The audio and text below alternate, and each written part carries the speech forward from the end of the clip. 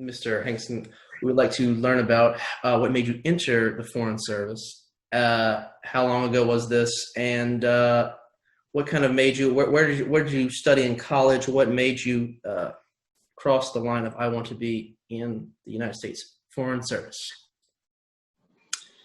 Well, I think like most of my classmates, there were 96 of us in my Foreign Service class in June of '99. I had other careers first. I was 30 when I joined, which is about average. I think actually it's gone up to around 32 or 33. And I had an undergraduate degree from St. Andrews in Scotland, and then I did a law degree in London. And then I moved back to the States because I didn't really like practicing law, and I drove a taxi in Oregon because I thought I was going to go to grad school to get my PhD and teach history. And one thing led to another. I decided to go teach high school first instead of going back to grad school, and I did that in Miami. And while I was down there, I applied, took the Foreign Service exam. I wouldn't say on a lark because it was something that I would have wanted to do, but it's not anything you can count on. So I took the written exam, and then they invited me up to Washington for the oral exam. And then several months later, after they did the security review, they offered me a job. So I took it and joined in the class of June 1999. That's awesome. And flashback to when you found out, you had made it to the finish line. What was going through your head? What were your expectations? I'm sure you're very, very excited, elated. So how are the feelings like that for you when you found out in '99 that you would join the Foreign Service? It was a good day. I mean, it was back before emails, really. I mean, they had email, but it wasn't used for important communications like you got a job. So I got a letter, which I still have, and obviously that was a good thing. And I really didn't know what to expect. I mean, you can end up going to pretty much any country on earth and doing all kinds of different work. And I'd never done it before, so I was excited about it, but I really didn't have any clue what I was in for. In 6 months, I could be learning Chinese or Russian, or in my case, Hindi, and going just about anywhere. So I guess it was a sense of satisfaction for having made it through the first time around, and also excitement about the possibilities. Excellent. Yeah, and that's what we wanted to also ask. Sort of your first assignment, and sort of chronologically, what were your assignments after that, starting in the Foreign Service? My first assignment was in New Delhi in India. I did the first two assignments are always 2 years, and I did a political consular rotation. So I did a year in the consular section, in which I started off doing a lot of visa interviews, and then I became the American Citizen Services Chief. So I did passports, lost Americans who were sick or needed to go home or in jail.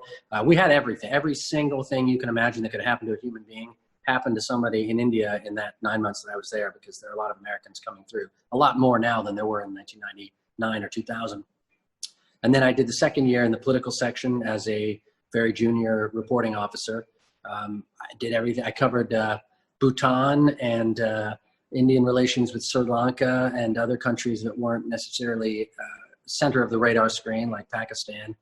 I wrote the International Religious Freedom Report. We have these annual reports that are mandated by Congress. I coordinated with all the other posts and sort of did the editing on that document. Worked on the human rights report. It was a really interesting job.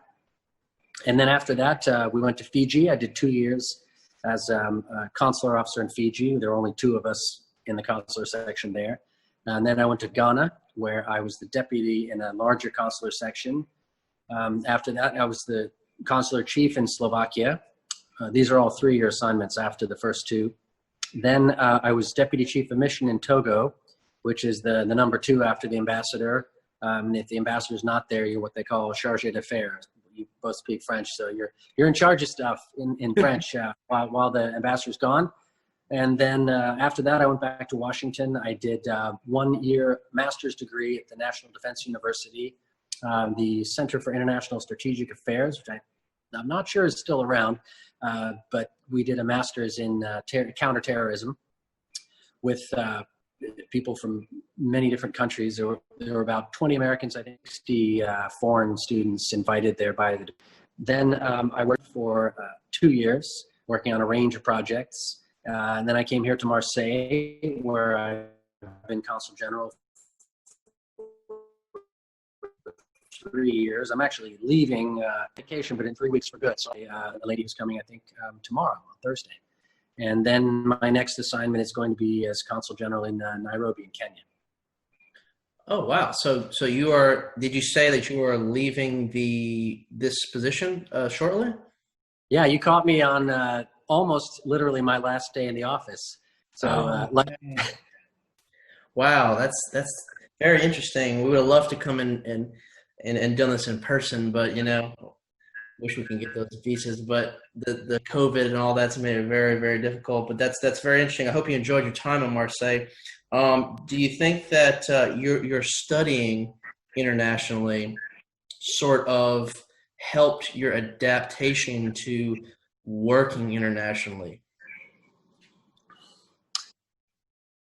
Yeah, it didn't hurt. I mean, I think that I lived in France when I was a kid, very young, so I spoke kind of, I spoke really good French when I was 5, but obviously I lost most of it by the time I was 30.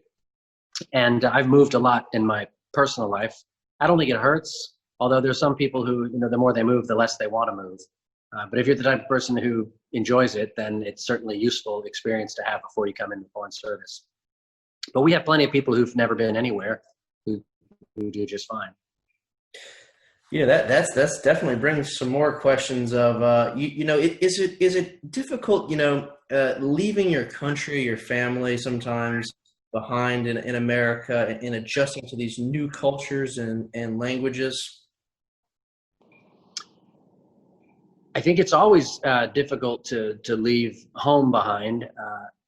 Most of us are from somewhere. I know that sounds kind of strange, but many foreign service officers, you ask them where they're from, and they kind of take a deep breath, and they have a short answer, the medium answer, and the long answer, because a lot of us are military brats, or like me, I was born in England and I've moved around a lot. So if you ask me where I'm from, I say, well, I grew up in New Jersey. That's the short answer. I live in New Hampshire now when I'm back home, and I could go into more detail depending on the interest of my listener. I think that's a pretty common thing for foreign service officers. At least half of us have had some kind of background where we've been uprooted before. So yeah, it's definitely a price to be paid. Foreign service kids, they go one way or the other. Either they want to do the same thing and join some foreign affairs agency or get a job that involves travel, or they want to put down roots and never leave. And some thrive on the travel, and others really don't do so well. And there are prices to pay. Your healthcare is not always going to be as consistent or as good. Moving, it gets tougher each time. You have to pull up stakes and learn everything from scratch. So now I guess we want to talk about Marseille. I personally love the city of Marseille. I wanted to show you before. If you can see on the camera, before I put this on, I was wearing this jersey yesterday, and I actually had this on my vehicle, the 13 plate. Oh, wow. And they're probably like, what is this guy doing? In America, I had it on. So I love Marseille, and basically, we'd like you to describe your experiences and maybe describe the city for someone who may have not had the opportunity to go, and what you think about it. Well, Marseille is an ancient city. It was established about 2,600 years ago by the Phocians, who were a Greek people, seafarers. There were some people there before, but not living a particularly sophisticated lifestyle by Greek standards. And ever since, it's been inhabited and fought over. It's been a big trading city. So it has all of the advantages and the disadvantages of a big trading city. It's very diverse. It's got a lot of comings and goings. It's vibrant in terms of the culture, the restaurants, the languages you hear spoken.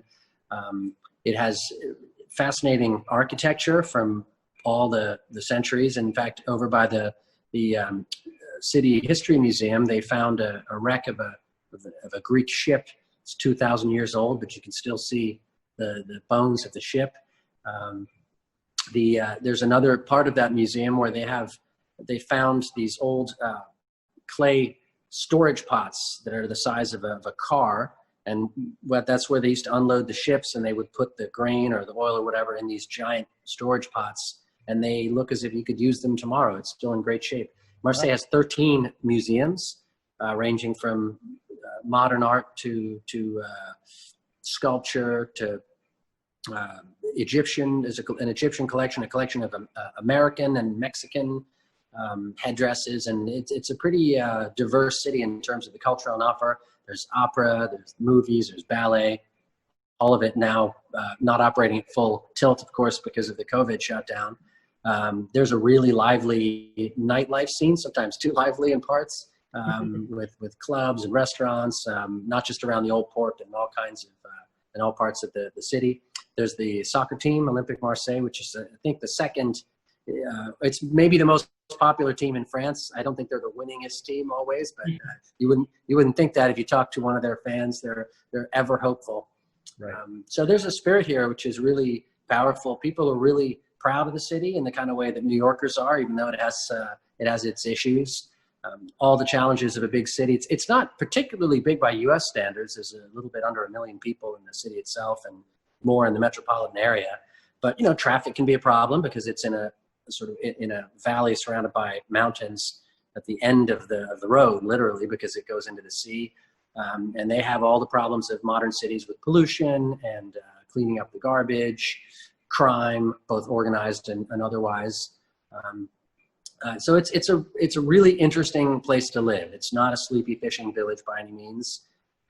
And it's not Paris either. This is not the center of France. France is a very centralized city, but it's definitely the center of southern France. You have Nice and Toulouse, both very important cities, but Marseille is physically right in the center of the south of France, and it's one of the biggest ports in Europe. And that's why originally the Consulate General was located here.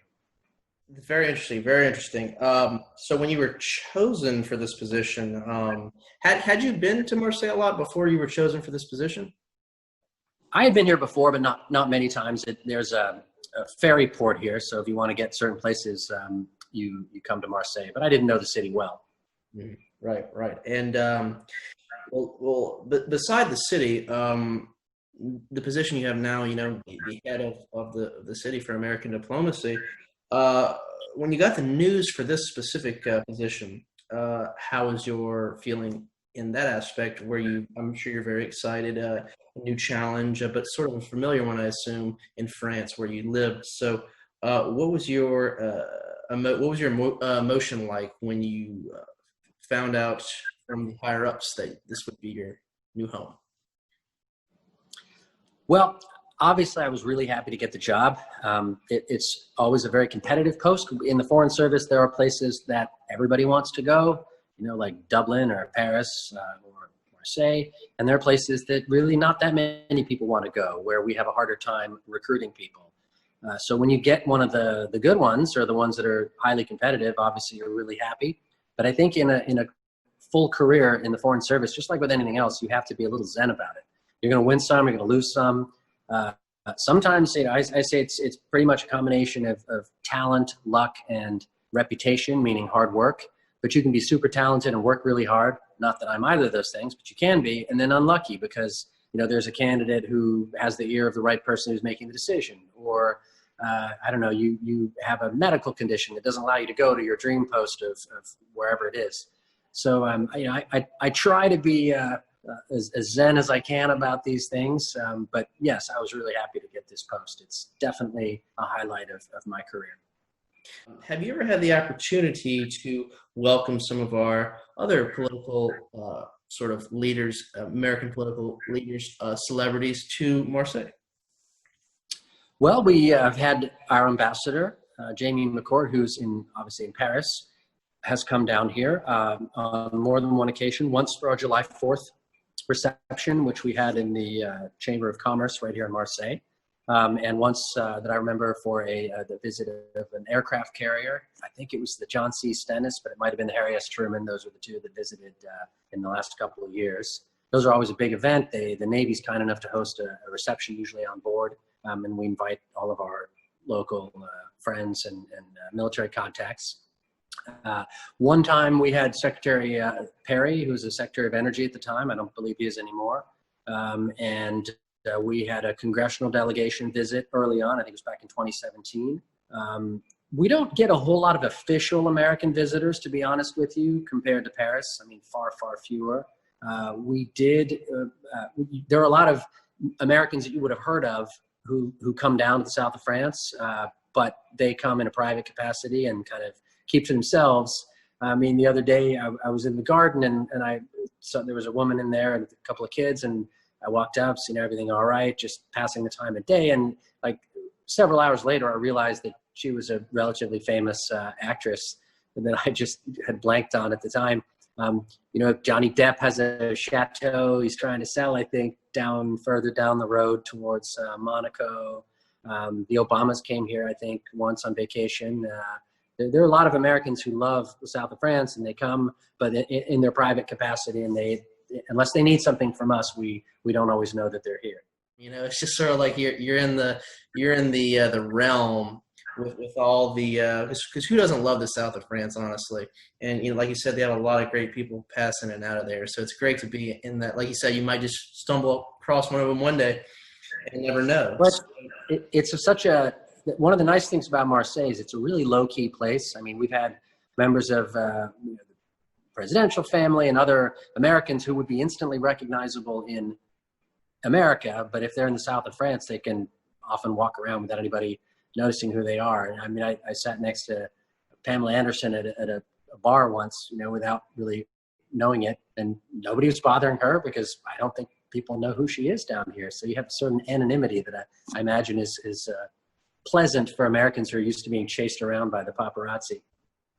I would assume they would they'd pay lots of money for that. That is a definite sort of, I guess, one of the things you hear the most famous American actors and singers sort of unhappy about is that, yes, everywhere you go it's a photo shoot. So to have that, you know, in Marseille must be nice. And yeah, so we'd like to talk now about your roles in Marseille. We'd like to talk about, firstly, if you can tell us sort of how many people work in your consulate office, what the duties are, and sort of when I talked to the Consul General of France in New Orleans, he sort of told us about the very unroutine routine, as in no day was the same usually. There's always a every week you're doing something a little bit differently, which is very fun to some people. So maybe you can explain sort of your duties and the consulate's roles in Marseille. The consulate's role, when I came down here, I asked exactly the same question. So I spent a little time trying to figure out what I thought we should be doing and why we get paid. And I came up with 5 major heads. And bearing in mind, all of this has to sort of take into account and be guided by the Department of State's plan, by the European Bureau's plan, by the Embassy in Paris's plan, and by the ambassador's wishes of the day. And then that can change, obviously, from ambassador to ambassador. But here I say, number one, we assist American citizens. That's kind of our primary or most important goal. If they need a certificate of birth abroad or a passport, or if they get into trouble, our consular services are here. We're the only other full-service consular section other than Paris. So it's important for people traveling down here. They need us, we're here. We report what we think Paris or Washington wants to know about what's happening in the south of France or Monaco. It's not a constant stream of information, but the business and political developments we think that they need to know about, we report back. We spend a lot of time, I spend most of my time maintaining the ties that we've had with France. We've been here since 1790. The French have been our allies a little longer than that. And we have, over that time, built up so much in the way of associations, in the way of friendships, partnerships, deals with schools, relationships between American and French businesses, and so on and so on. And it all takes a certain amount of nurturing. You know, I get invited. My principal role is to be out of the house, to be giving speeches, shaking hands, laying wreaths, attending ceremonies, to be present when I'm invited. 90% of the job is just showing up. It literally is true in my case, just to demonstrate that the United States is here, that we know France isn't just Paris, and that we value this relationship and this history that we share with them. And then we encourage economic growth where we can, and trade between our two countries. France is a big investor in the United States, and the United States has pretty much all the companies, the big name companies you've heard of, have a presence in France or sell products in France. And so it's our job where we can to facilitate French investment in the US, and to help American companies when they're located in France. And then last, I would say we share our values. We try to bring over a diverse and interesting set of speakers, musicians, artists to Southern France to show them what America's like, and not just the traditional, the jazz and the things that they already probably know about. We do that, but also we have Native American groups, African American speakers or musicians or historians who can provide a picture maybe that not everybody's quite so familiar with down here. So those are the 5 things I would say that we do as a consulate. There are 2 other Americans here. There's the consul, who's in charge of all the consular work that I just talked about, and also the management side of the house. And we have someone from the NCIS, the Naval Criminal Investigative Service, I think it is, who's here to make sure that when ships are visiting, not just Marseille, but all over the Mediterranean, that they are taken care of in every way necessary. And then we have a local staff of about 15 who help us do our jobs. I spend a lot of my time on the road. I'm invited. It's not just Marseille. Our consular district covers Corsica, which is an island off the southeast coast from here. We go all the way to Monaco, and on the other side, all the way to the Spanish border. And so we have a lot of big cities. There's Toulouse, there's Montpellier, there's Nice, and lots of small towns and villages where they like Americans and they do things that they would like to have us participate in. So I probably respond to I respond to all of the invitations we get, but I can't go to all of them. If I did, I'd need 3 more of me. But I spend a lot of my time on the road, just being present and participating in events to maintain those ties that we have with the French. Interesting. Very, very cool. That is interesting to hear how you have sort of the, like you said, the military connection with NCIS officer and sort of that. I know Marseille is a big port city, so that's very interesting. And it sounds like you get to both do some very fun activities, but also very meaningful for the nation. So that is very, very interesting. We value culture here a lot at this journal. So we wanted to ask you, in your endeavors of becoming Consul General in Marseille and in any other field of the Foreign Service, why is learning a foreign language important, and how does that help you? In the Foreign Service, it obviously helps you because it's a tool of the trade. You really can't be an effective diplomat in certain countries unless you speak the language. Now, there are places where everybody speaks almost fluent English. I mean, in Holland, you can't find anybody from a cab driver, amazing English. I have a very high level of English. But it's not true everywhere. And if you really want to understand what they're saying, and you really want to communicate the subtleties of your position, you've got to speak their language, and it takes a lot of work. I've been here 3 years. It's my second French-speaking country in my career, and like I said, I spent 5 years in France when I was a kid. And I still miss a lot. I mean, I'm pretty functional, but you get a couple of French people talking among themselves at high speed about something they know about, and I follow half of it if I'm lucky. So I would say it's a crucial business tool for a Foreign Service officer, without which you can't be tenured and promoted and have much of a career. For other people, for Americans as a whole, I think it's encouraged, or I encourage it. I think it's very helpful if you're trying to apply for jobs to speak a foreign language. Some are more useful than others, let's be honest. But it also, I think, it changes your perception of other people in a very useful way. When you speak a different language, you realize that the way you talk about things sometimes is shaped by your language and your culture. And so if you approach everything through an English and translation only lens, you're going to miss out on the reason why different cultures see the same thing in completely different ways. So I think it's something that everybody would be wise to do. I know Americans as a whole are probably not quite as interested in learning foreign languages on average, say, as people in countries like Belgium, where you don't really have a choice because you want to go anywhere, you got to speak someone else's language. But I hope that young people are still learning languages in high schools and earlier, so that they can speak them fluently as adults. Because I've seen, regrettably, that often you can go through 5 or 6 years of learning a foreign language and really not speak it, which I think is a shame.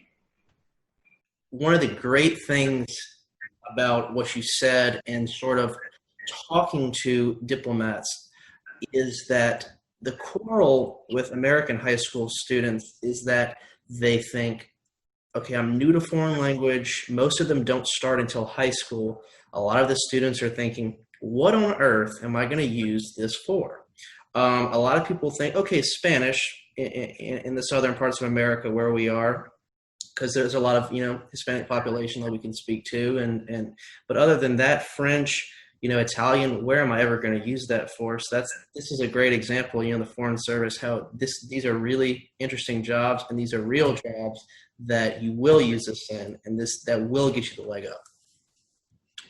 And I mean, I'll just give you a couple other examples where you might not think you're going to use it. I was talking to a French astronaut the other day. We did a little Facebook Live interview, and he's one of their top astronauts, retired now, or he's not going to space anymore. But he spoke English, obviously, because he needed to talk to his colleagues at NASA, and then he spoke French because he's French, but he also spoke fluent Russian. And you wouldn't necessarily think that, but that's the language that all astronauts, including our astronauts, NASA astronauts, need to be able to speak in order to communicate up in space.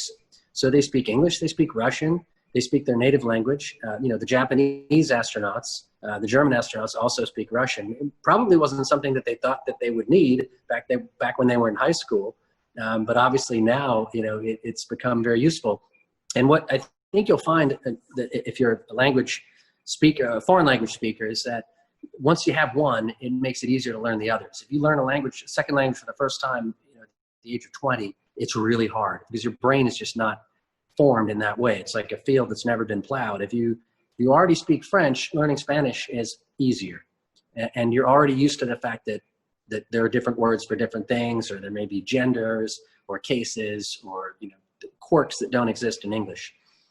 So it's a good argument. It's like the argument about math. When am I ever going to use this?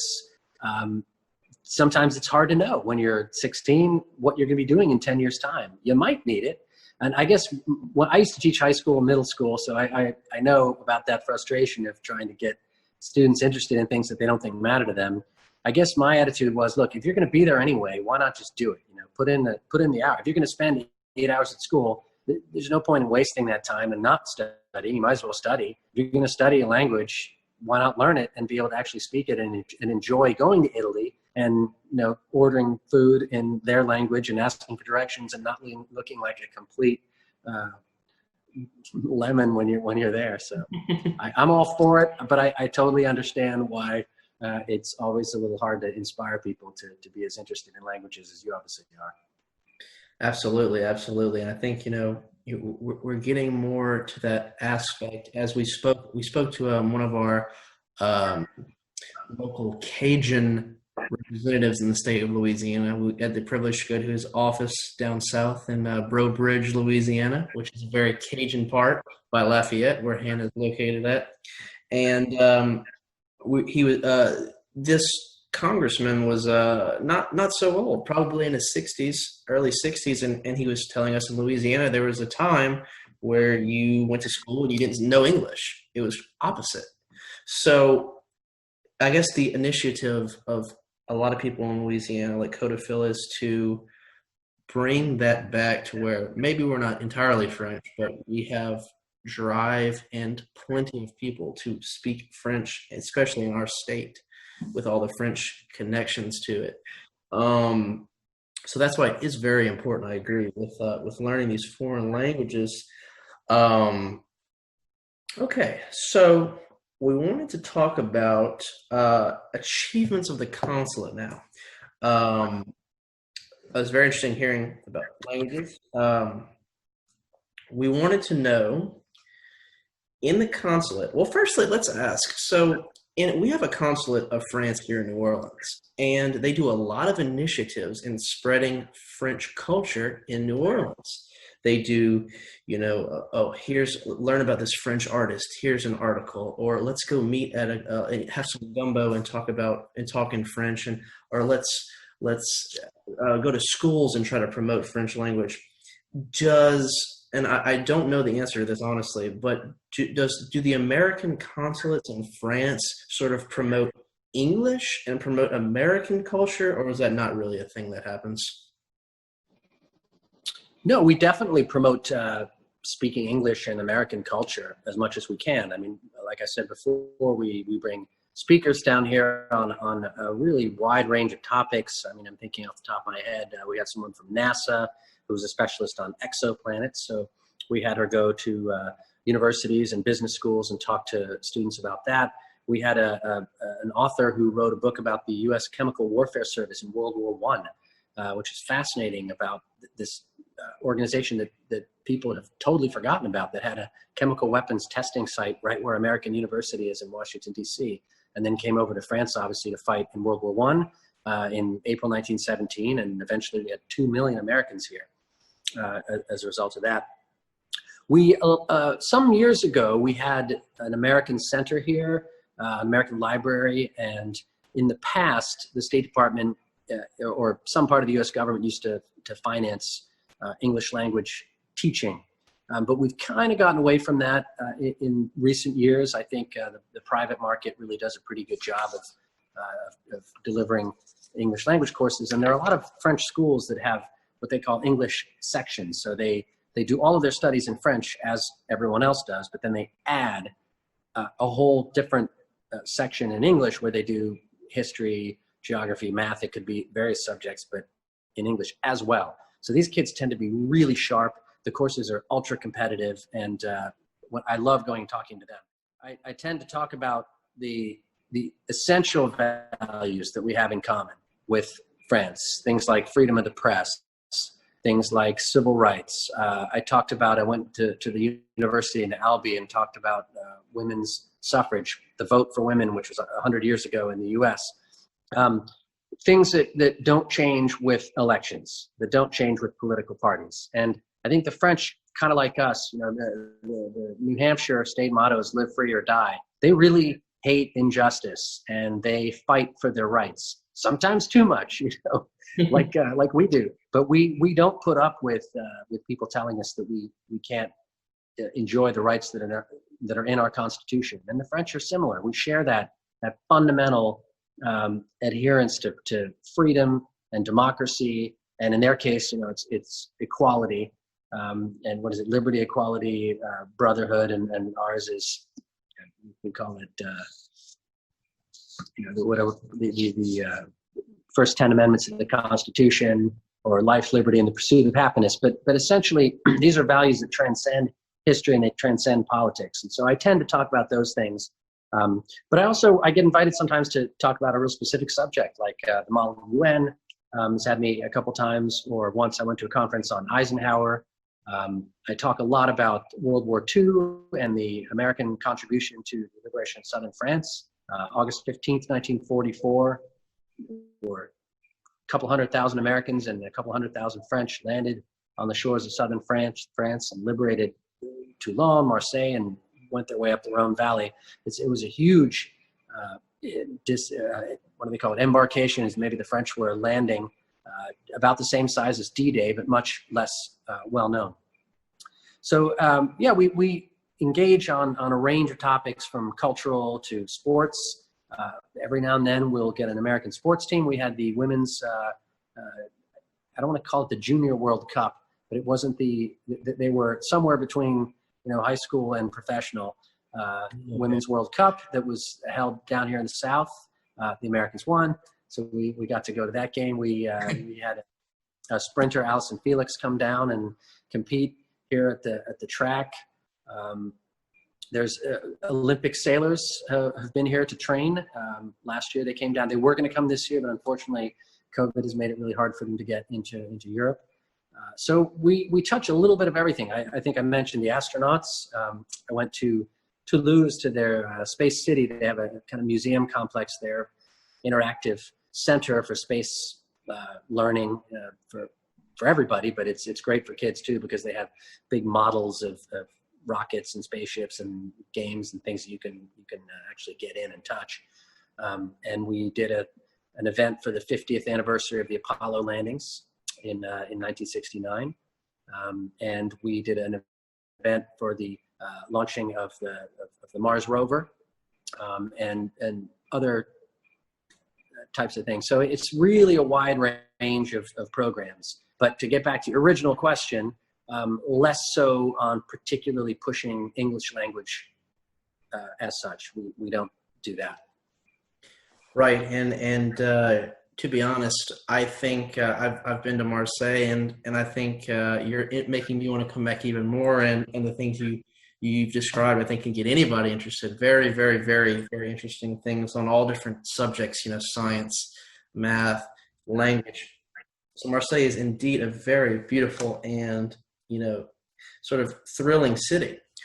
I noticed you mentioned COVID. We wanted to touch on that. I was also researching you a little bit, and I saw that you were sort of a visa in charge of visas in the Bureau of Consular Affairs in DC. So, and I know you work with them now in the consulate in Marseille. So, with the travel bans and with just the virus in general, how much harder is performing your job now? Well, first of all, I don't do anything visa related in my job. As I said, I'm the consul general, and in this context, that means I'm the principal officer of this post. So in an embassy in Paris, for example, there's a consul general, and he is in charge of the consular section. So down here, I'm not involved in directly in consular work unless there's an emergency and I need to get down there because there's only two of us. And also, we have not done visas here for about 20 plus years. All the visas are now done out of Paris. So that part hasn't really impacted us. Obviously, there's a lot fewer Americans traveling to southern France now because there are restrictions. The number of flights has been really severely cut. And COVID is the giant bummer that keeps on giving, right? So there's really not one piece of it that you can separate from all the others. There's just a lot of suffering to go around, and definitely the tourism and travel sector has been hit hard. You're right. It is the gift that keeps on getting worse. Hopefully one day soon we can get back to normal. Even our schools, here in America, our universities are very, very, very affected. Especially at big schools, like LSU, where we have 40,000 students. Okay, to wrap up, we wanted to talk quickly about looking at your career now in contrast to your rookie year in your first few years in New Delhi and in Ghana and these areas. What would you tell a young consular agent yourself? What advice have you learned now in your service that you would like to tell a younger you? And what are some things you've learned on the way? Well, someone joining the Foreign Service now is obviously joining a very different world than even in 1999. I mean, fundamental things have changed. We're worried about things that were not problems back at that time. What would I do differently? I guess I wouldn't really do anything differently. It's, like getting across a stream from rock to rock. You look at the next rock, you jump, and if you don't get wet, that's a win. And you just really can't look back and think, well, what would have happened if I jumped on the other rock? This really is this is the Robert Frost two roads diverging in a wood type of career. If you decide to go to Francophone Africa, as I did, and speak French, well, that probably means that it's going to be harder to go to China or, you know, Doha, where they speak Arabic. I mean, at some point in your career, you have to make choices about what you want to learn, and they are going to limit where you go. Just like your personal health or your family situation could limit where you go. So I guess my chief advice would be pick jobs that you want to do that you think will be interesting, and then let everything else take care of itself. If you try to plan out a career, it can go wrong for reasons that are not your fault. It's like my triumvirate I talked about before of you know, talent, luck, and reputation. You can't control one of those things. You can't control luck. I've worked with people who've done everything right, and at the end of their career, when it was their turn to be an ambassador, and you know, that doesn't happen to everybody by any means, but they had done all the right things. You know, they got a terrible boss at the last minute and kind of flamed out. And if you live your whole career for that one brass ring and it doesn't pan out, you're going to be really depressed. So I think it's best just to pick assignments that you think are going to be interesting, and not because you think they're going to necessarily get you promoted or, you know, pay off your debts. You got to do it because you like it, at least in the beginning. This is sometimes it's a job, you punch your ticket, but most of the time it's a really fun, feels like good work. And I would say also that you know, if you don't like your first tour, it's probably not the right career. No matter where they send you, if you don't get something out of it, even a really hardship post, you probably just aren't cut out for this kind of work. And not everybody is, and I certainly don't look down on anybody who's not cut out for foreign service work. You can make a lot more money and live a lot more comfortable life and a more stable life doing many other things, including law. You know, we have a lot of lawyers in the State Department, and you know, some of them probably regretted the move. So yeah, I think it would be that I would say, just make your decisions based on what seems right to you and what seems worth doing. Because at a certain point, you know, once you get to the 10-year mark, you really got to hang in there for your retirement. And if you want to get out and do something else, then maybe just do 2 or 3 tours and then move on. Plenty of people do that, and they seem perfectly happy. You know, they do a couple tours, enjoy it, but they decide they're not lifers, and then they move on. I think that's probably a wise move. Right. And it's very interesting too that we're sort of catching you, like you said, on your last days in the office of the consulate in Marseille. So for the last question, you know, how would you briefly, you know, summarize your time there? What would you like to be remembered for? And what did you love about working in this city, specifically in this role? Well, there's a lot to love in southern France. I mean, really, this part of the world, just per square mile, has more architecture, you know, good food, art, beautiful views and scenery than a lot of places. You know, they're very lucky. It's like Italy and a few other places in the world that's just so rich. The weather's good. The wine is good. There are a lot of things to love about France, and frankly, they are our allies. And this is a part of France where they still remember 75 years ago, Americans coming in to liberate them from the German occupation. And so it's a part of the world where we're appreciated and liked. And that's not always the case. There are parts of the world where Americans are a little less welcome than here in the south of France. And I would like to be remembered as having done my part to maintain those ties. I would like people to, you know, I might give a speech and people might appreciate it for 5 minutes and then forget it, but I think they will remember the fact that I showed up, that the Americans felt that it was appropriate to send somebody in a suit to their event to give a speech. And they're always really grateful when we participate and we show them the respect that they show us for the things that they've done for us in the past and that we've done for them. So I would like, I think, to be remembered as a contributor to that long, unbroken line. I mean, apart from a couple years in the middle of World War II, when we closed the consulate, we've been here since 1790. And I hope we're going to remain a lot longer than that. Interesting. Oh, that's great. Anyways, Consul General, thank you so much for this time with us. We really appreciate, and you had some great messages throughout here, and I think we'll give a lot of young people hope, especially myself, and guide them to the right right path. So thank you for that. We're probably gonna go ahead and cut it here. But I wanted to tell you that this was a very interesting interview. Honestly, we talked to a lot of people, and these stories were very, very interesting. And we would have loved to see you in person, but the virus is hard. We like doing the interviews in person, But I didn't know you were leaving. But anyway, we wish you well, and good luck on your next embark or your next tour, should we say? And hope things work out well for you there. Well, I appreciate it. It's been a pleasure talking to you. And, in some ways it's better that way because at least I can tell you what I did and what I liked and, actual experience as opposed to in my first week. I wouldn't have had any more clue than you about Marseille. Well, less because you've been here before and you know the city pretty well. So you caught me at the right time. Excellent. Excellent. Definitely.